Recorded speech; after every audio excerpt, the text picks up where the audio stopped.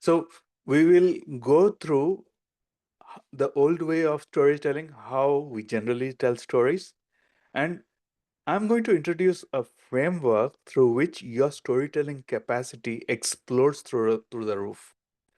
Ready for that? Let's rock. Absolutely.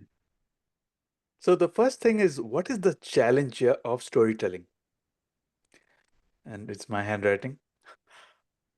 So the challenge for storytelling, and there are so many other challenges. The biggest, these are the biggest 5 challenges that came to my mind was I'm not able to connect. I tell a story or I tell my presentations, I'm not able to connect. Sometimes my stories fall flat. I'm not a, you know, don't, uh, when people know that, when do you know as a speaker that your stories are falling flat? When they take the phone out and they gazes to Instagram or LinkedIn or whatever, and you're telling, hey, listen to me, but then the audience is lost in their world. So the stories are falling flat. How do I arouse emotions? Now, stories are great instruments, literary devices are great instruments where you can arouse emotions. You can arouse any emotion with the help of a story. Now we'll look into that. Then, how can I compress my story? Often my stories are too long, or sometimes my stories are too short. Then the audience, a story should be like that, that once you listen to the story, the audience wants more. Can you tell me one more story? So, how to leave the audience with like a sweetness in their mind, if we can use a metaphor of sweet? How can they leave with a desert in mind? And how to tell stories that are interesting, if you want to make it more interesting, how to tell it in an entertaining manner, if in an entertainment fashion. And if I'm giving information as well, how can I carve out an informational story? If there are any other challenges, do let me know. What do you think? Now, question back to you, the audience. What do you think is your biggest challenge in storytelling? So, Raj, what's your biggest challenge in storytelling? I feel my story is very small. It's like 30, 40 seconds, and after that, it's end. It's funny though, I can make my audience laugh, but it's very short. I'm not able to expand it. 1 second. 1 second, I lost my pen. Now, you know what? The gods don't want me to use slides. I will use the mouse. Ah, terrible. I got a new stylus to write. I prepared everything and now my pen is lost. But never mind, we are ready. So I'll just use stickies. It's easier. Stories are small for Raj. Stories are short. Yep. Yep. Patrick, what is your biggest challenge in storytelling? I would say partially the same as Raj, so that's one. Hmm. The other is that I sound like an instruction operator manual when I tell a story. So I don't really, it doesn't really sound like I'm telling a story. It sounds like I'm Okay. Yeah. reading a manual, right? So for me, Okay. maybe it's the vocabulary. Yeah, Sound flat? Yeah. yeah, Let's talk vocabulary. Yeah. And I yeah, will help you definitely in that one. yeah, That's a very important concept, the vocabulary of a story. Any other yeah. challenges, guys, you face in storytelling?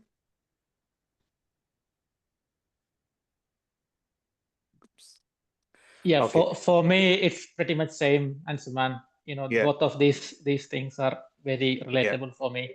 Yeah. Yeah. Great. Great. And guys, you can unmute your mics and you can, it's more of an interactive session. So if vocabulary is falling flat and if these are the challenges, now let's see. This is where I want to point out that every single person has a story. Everybody has a story.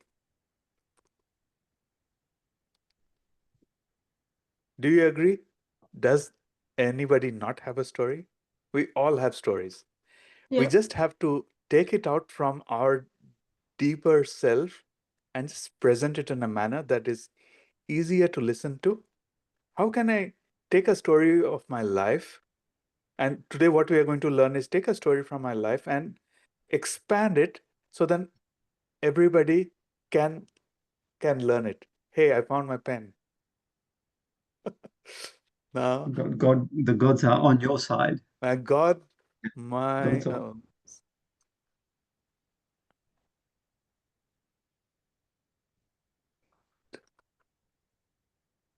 thank you. We'll thank God for that one.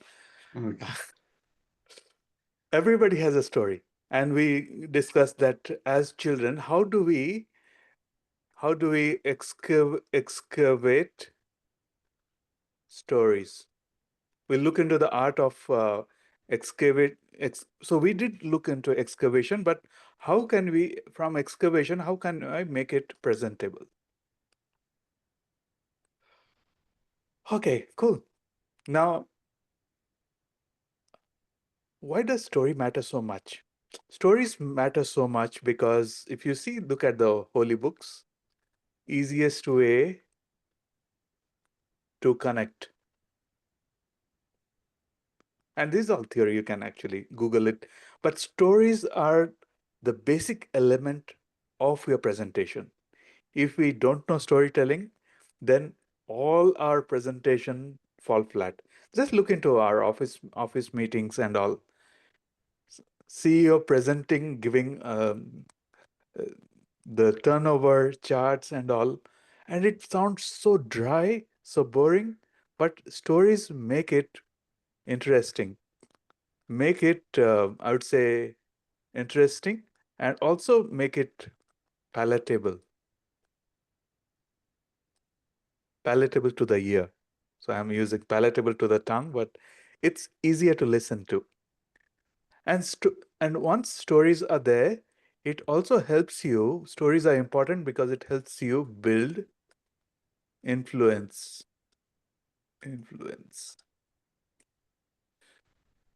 The big I word. Now, have you tried to persuade people? Just look at it. You want to persuade an audience. Stories are used to influence people, and persuasion is one of the key factors. Per how you can, using stories, you can pass the message through the heart. Now, why stories even more important here is in the world with the era of ChatGPT and all the AI coming in. What AI doesn't know is your story. Anybody can pick up a story from the books or from the AI and push it. But if you put in your story, it's unique to you. Once you tell unique stories, then you are authentic. It's your story. You tell your story. That means you tell it with conviction. And when you tell stories to conviction with conviction, then automatically you start influencing the audience. So typically the audience is in, say, if we think of the audience, so we have point A here and we have point B here. So A is before story. After listening to your story, you move the audience from this point to this point. So this is after story. Before story and after story. Now, that means you are using your stories, you are causing a mental shift. And all we want is a mental shift from point A to point B. And that happens with a story. Otherwise, with dry data, it will not be interesting at all. Now, let's look into the old way of telling stories.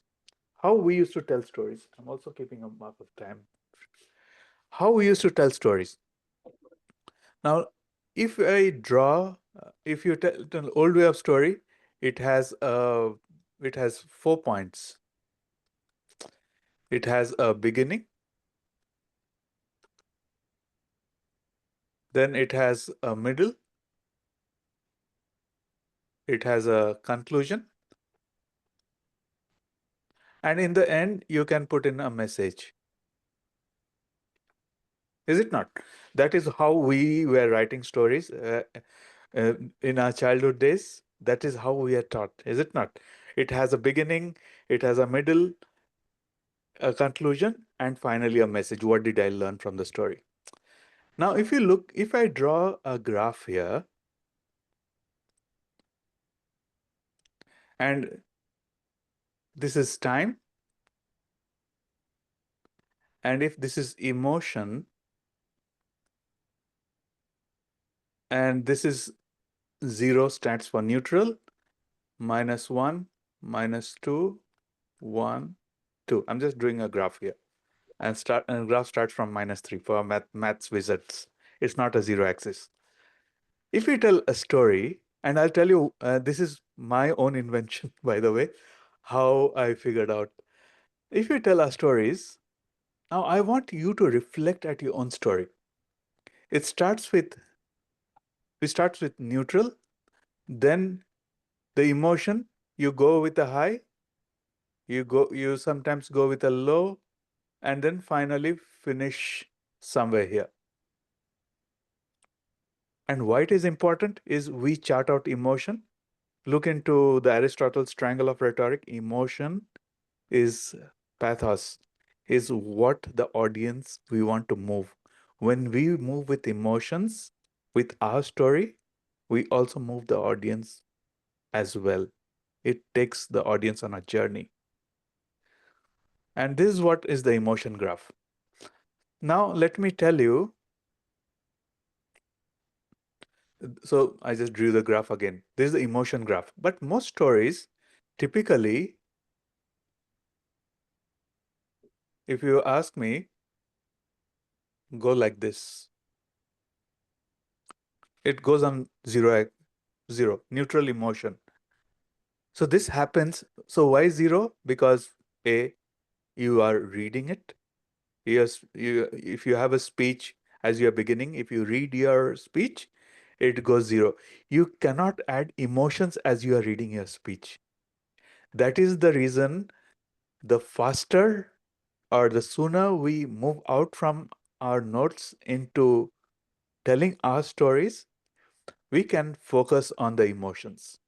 That is the whole reason why I mentioned as you start getting into advanced levels, you throw away your notes and you present from heart to heart. From your heart, it goes to the audience's heart. Now, the emotion graph again. I did mention the emotion graph. The y-axis is emotions and x-axis is time. Now, we all have heard about the hero's journey of a story. Think about the Star Wars or any story. Typically, what happens is if I chart out the emotion graph, again, time and emotion. Oh, I scribbled. Emotion. I think you understand it. And it starts with 0, -1, -2, 1, 2. Think of your favorite movie, which you really enjoyed watching. This is where we pick up. What happens initially? It starts with some trouble. And think of the most entertaining speech which you have, entertaining speech or entertaining movie. It starts with 0. The hero starts with 0. Then immediately the hero is in trouble. That is known as the point of conflict. There is a problem in the story, is it not? We move here. Then what happens? Hero then loses. Then the conflict escalates here. I call it as the escalation point.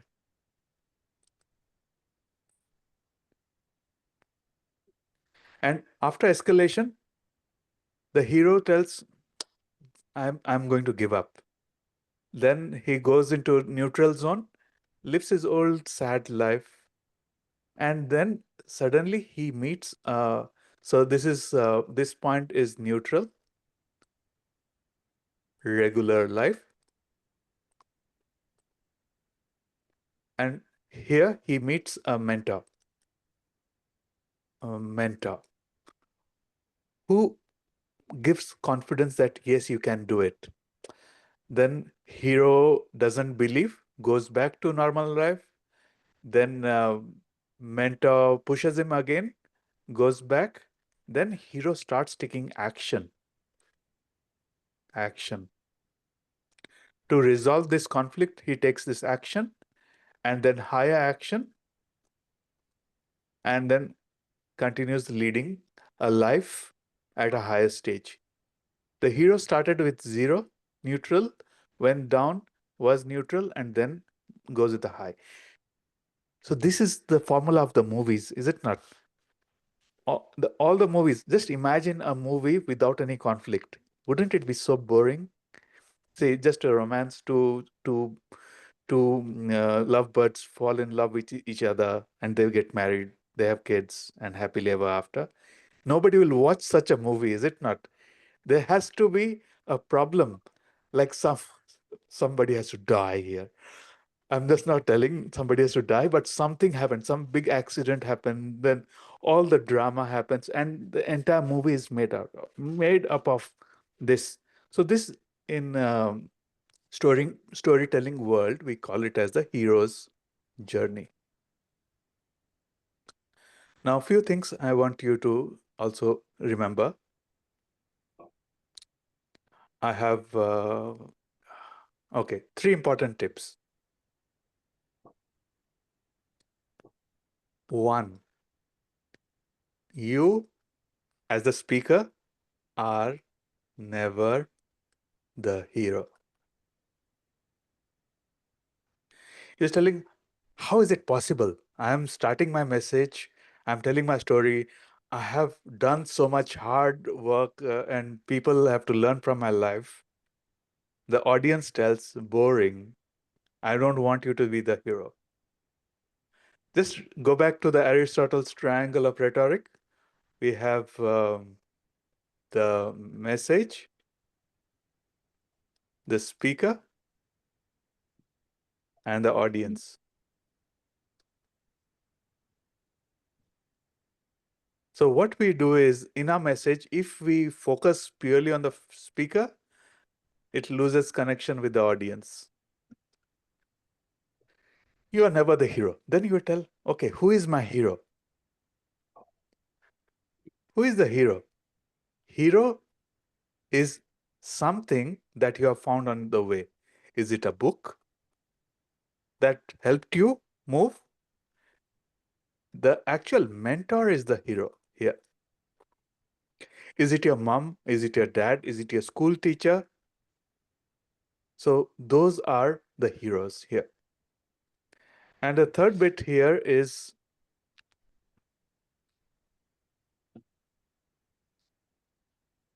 audience. The audience,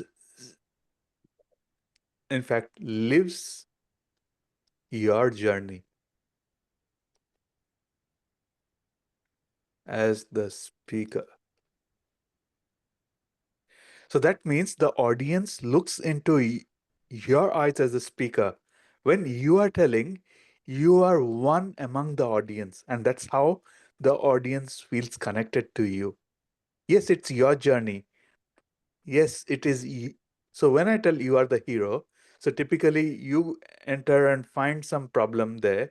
So in the hero's journey, yes, you are the hero here. But in the end, the actual hero is all about the mentor. How did they influence so then you could take action?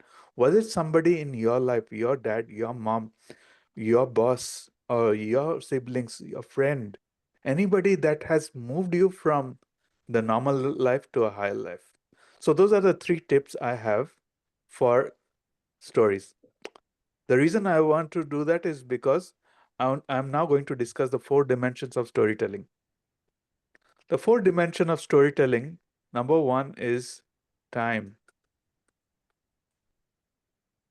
When you tell a story, you put in time as one dimension. You need to tell the audience when that story happened. You need to take the audience to that time.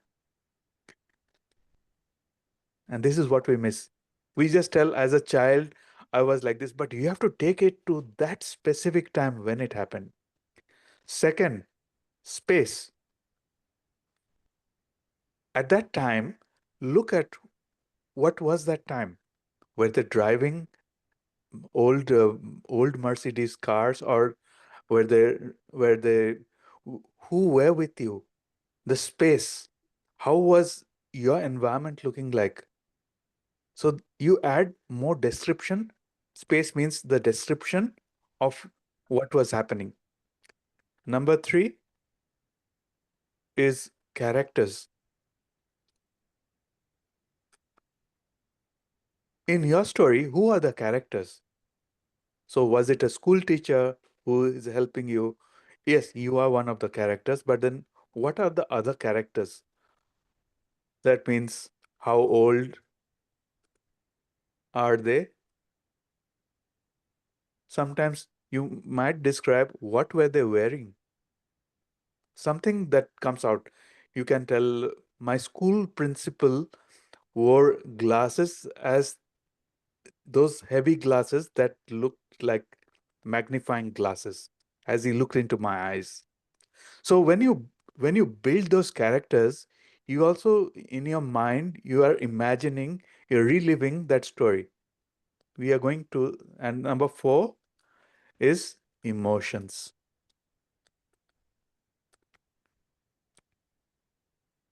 So during each point, what emotions are you feeling? So go back to the emotional curve again and relive all the emotions. When A character speaks to B character, what is A character's feeling?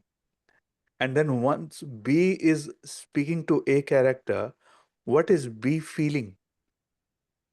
What are the emotions they are feeling? The reason I want to put those emotions because later on, the fifth and when you have these characters, you'd have dialogues between characters. And once you tell stories which has dialogues in them and they speak to each other, then you have actually you can create drama between your characters. You're just speaking, you can create drama, you can change the voice, you can change because you are feeling that emotion, you can build it.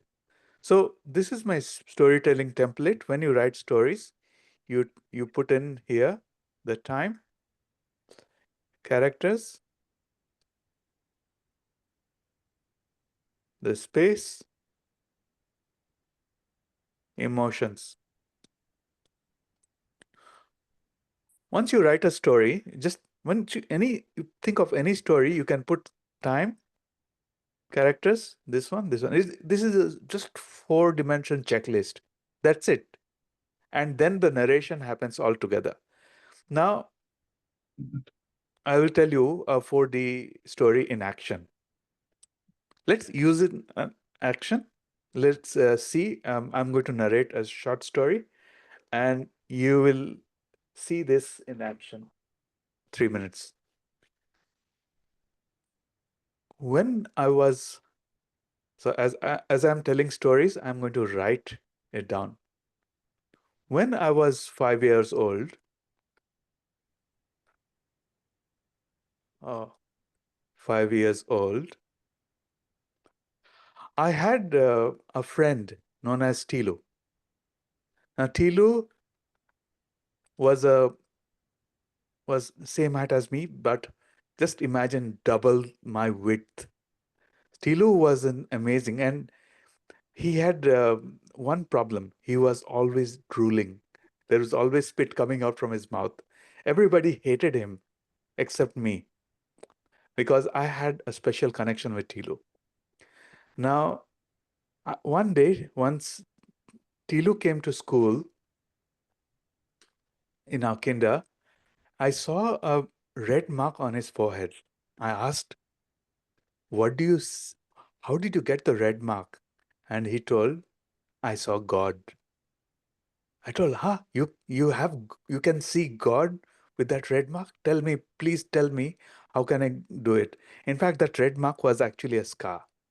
So what he did is he told, I can show you how you can see God right now.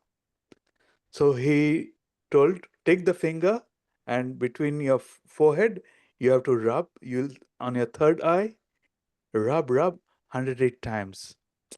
But I was so intelligent. I was lazy as well. 108 times, it's so boring. My hand started paining. My forehead started to burn. So what I did is I had a red tricycle, three-wheelers, as kids remember how we used to drive those three-wheeler cycle. I I made it upside down. I sat on the hind wheels and put my forehead on the front wheel, and with my hand, I moved the tire out on my forehead. And within seconds, my head was burning and there was blood gushing out from my forehead. Teacher came in, screamed at me. She shrieked at the blood going on. And I asked, but I can't see God. And I was in that corner of my eye, I saw Tilu laughing his head off. So in this short story, I realized that not to believe in your best friends because sometimes they are quite mischievous. Just believe in yourself. So did you see that story coming in action? Did you feel it? Did you see the characters? Yes. The space, Yep. you saw the characters, Tilu. Then there was a teacher, and Tilu's character was actually drooling.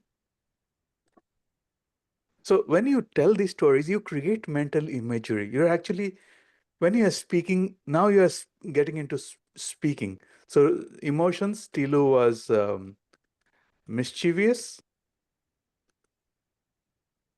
and I was innocent. I really believed it.